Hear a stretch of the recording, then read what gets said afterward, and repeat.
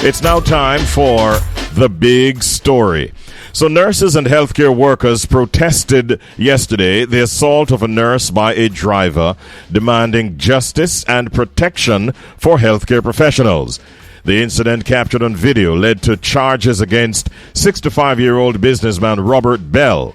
Health Minister Dr. Christopher Tufton joined the protest, condemning the incident and supporting the victim. This morning, we are pleased to be joined by the president of the Nurses Association of Jamaica, the NAJ, Dawn Marie Richards, who is my guest at this time. Good morning, Madam President. How are you today? Good morning, Rich B. Good morning, Radio Land. I am good. So nice holding the faith. Holding the faith. I saw you all out there yesterday. We felt your pain and we were 100% in support of your actions. Madam President, take us, for those listeners who are not so clear or up to date, we have a lot of international listeners as well. What would you say sparked the decision to stage a protest over the assault on that nurse yesterday? The decision to take that action yesterday is one of continuation for us as an association. We are mostly female dominated, and we have too many instances where there is abuse that is hurled at our colleagues. One of the things about this situation, though, we are part of the Violence Prevention Alliance, and on a yearly basis, we take to the streets to sensitize persons on matters relating to gender-based violence, specifically violence against women and children. And so, whilst you were out there yesterday, what were some of the messages that you were emitting, whether through placards or through the spoken word? What were some of the things that you were saying and in fact doing? So some of the main message was to stop the violence. You know, we have been plagued with some horrific scenarios in recent times. And just as we are trying to fathom what is happening with our children, or the little girl that was raped and killed and stuffed in a barrel. Yes. The student from the University of the Technology who went missing, and subsequently we have heard that they have found her remains, and other instances out there perpetrating violence against women. We believe that some of the messages would have been stop the violence, break the silence, we want justice, protect our nurses, protect our women, protect our children. Those were the messages that we were going out there with. So what I'm getting from you, Ms. Richards, is that it's not only the concern of what happened to one of your colleagues that was on your mind as you demonstrated yesterday. It is generally the degree of violence that is meted out, especially to our women and our children in our society from time to time. Yes, it is. There are those who, yes, we reacted because at that time, because of the incident with our colleague. But at the same time, our association does a yearly Orange Day walk, February 25 every year. Yes. For the past 10 years, we have been doing that form of sensitization. And as I say, we are associated with facilities and groups that fight against gender-based violence. Do you find that beyond even this incident with a member of the Nurses Association, that other healthcare workers are facing increasing threats to their safety, both on and off the job? Yes, the society in general has changed, and the respect that used to be there for healthcare professionals or any professional at all, it's no longer there. We see it happening in the classrooms as well. We see it happening with the police. So at the end of the day, we are saying, end the silence, stop the violence. Persons need to find other ways to voice their discontent or their displeasure. Whatever is happening to you, when this is meted out to us in our facilities, sometimes we don't talk about it much. in the public space, we talk about it amongst ourselves. But in the public space, we don't talk about it much because you tell yourself that people are anxious, people are fearful, and they are just projecting this on you, the healthcare worker, because they are not sure what is happening with them. Mm-hmm.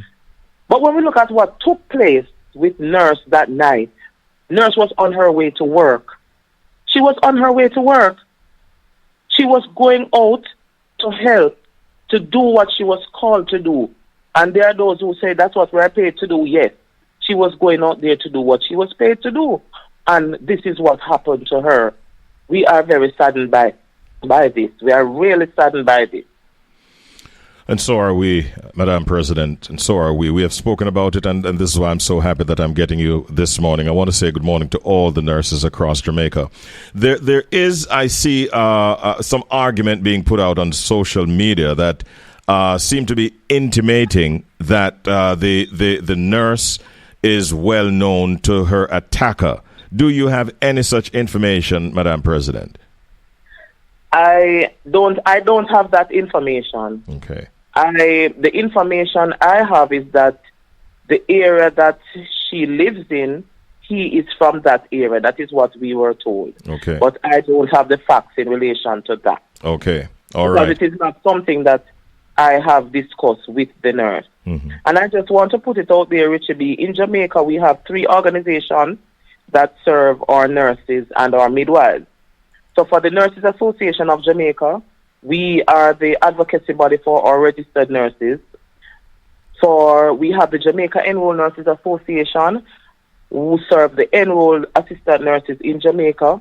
And the nurse that was attacked, she is a member of the Jamaica Enrolled Nurses Association. Mm-hmm. Okay. We also have our Jamaica Midwives Association, which is the advocacy body for our midwives in Jamaica. So what you saw yesterday was a coming together of all 3 organizations and their members. And it seems that it was all island. Many parishes were represented. Yes, it was all island because we had... So the nurse works at University Hospital of the West Indies. Yes. So the activity started there. They started at 8 o'clock yesterday morning. But we also had activities, apart from what you saw happening in Kingston, down at and in the downtown area. Yes. We also had activities at Percy Junior in Spalding, Clarendon. We had activity at Port Antonio Hospital, in Portland, Port Maria Hospital, and Another Bay Hospital in St. Mary, St. Anne's Bay Hospital in St. Anne, the Tablamar Public General Hospital in Westmoreland, the Kingston Public Hospital, the Spanish Town Hospital, and the Maypen Hospital. And just to say, for the hospital persons, they were joined by persons from primary care. So your public health nurses, and we also had persons like our community health aides, or nursing assistants, all persons, or medical records personnel, doctors. We had full support yesterday, and of that, we are really proud. Yes, and deservedly so. I wonder if you could put in a nutshell, Madam President, the key demands that you are as an association making in response to this attack and the wider issue of worker safety. What would you say are the key demands that you're putting forward for the government to contemplate? At this time, the key demands include enacting legislation they have there. Enact the legislations that will promote safety for those of us in the workspace. We also would want to see the implementation of assistive transportation systems for our nursing personnel. Granted, nurse that was attacked has her own vehicle, but we have nurses who... last year, I had a nurse who was shot in a taxi. So they shot up the taxi, killing the driver. Nurse was in the taxi, and nurse got 4 gunshot wounds. So we are asking government to put something in place for transportation to assist those persons who need to be transported to and from work. Mm-hmm. I also would want to say to my colleagues, be cognizant of your surroundings at all times, especially when you have to travel in the night. those are the things I would want to put Yes. out there at this time. All right. No worries. Now, I noticed that the Minister of Health, Dr. Christopher Tufton, I also saw him there. I saw his junior minister was there, and Minister of Culture, Gender, Entertainment, and Sport, Babsy Grange, was there. Did it give a better feeling that they were out there seemingly supporting your cause and your protest? We appreciate them when we thank them for their support. We knew that the minister would come because he supports the cause of nurses, and he did tell us that he would come. He called and he expressed his condemnation for the MP Juliet Cuthbert-Flynn. She is no longer in the Ministry of Health. Yes, she is the state minister in the Ministry of National Security. Yes, but he was there in that capacity, and we really appreciate them because, as I said earlier, the police were out with us, and they really helped us along, and we really, really appreciate the support that we got from the Jamaica Constabulary Force yesterday. Yes. For Minister Grange, she is a go-getter, and she was really talking about the points in relation to the registry for sexual offenders and those things. And her ministry is a ministry that deals with the gender-based violence issues. So we had one of the directors from her ministry there who spoke spoke up as well. So yes, we really appreciate their support, and it shows us that we are not alone. Yes. Has there been like an official response, whether from the Ministry of Health, the Ministry of National Security, or even from law enforcement regarding the incident and your concerns? And are you satisfied that they're taking you very, very seriously in these demands? So in relation to responses, we had response from the Minister of Health. We had response from the Ministry of Gender Affairs. Yes. We had a response from the Jamaica Constabulary Force. We had a response from the Firearm Licensing Authority. We had a response from the Minister of National Security himself. He called me personally. So yes, we got a feedback from him as well. And we are pleased that at least our voices are being heard, and the conversation is at a place where we think it needs to be, because the conversation, if it is in national security, if it is in health, if it is in gender-based affairs, we believe that there must be some outcome, some positive outcome to this. What we would also want to see, though, and we want to tell persons, yesterday was the beginning. And it was not a one-day show, and it's not a one-off show. We will be continuing this advocacy because gender-based violence is real. And I'm not leaving out our men, but I just want to say gender-based violence is real, and it is something that we have to really look at. Because sometimes, Richie B, when you listen to the stories of when your patients come to you, and when they talk to you, gender-based violence is real, and it is our women and our children who feel it the most. So we have to make our voices heard. We have to keep up the momentum, and we have to ensure that persons are aware that there's a call to action, and we want persons to act on our call to action. Absolutely.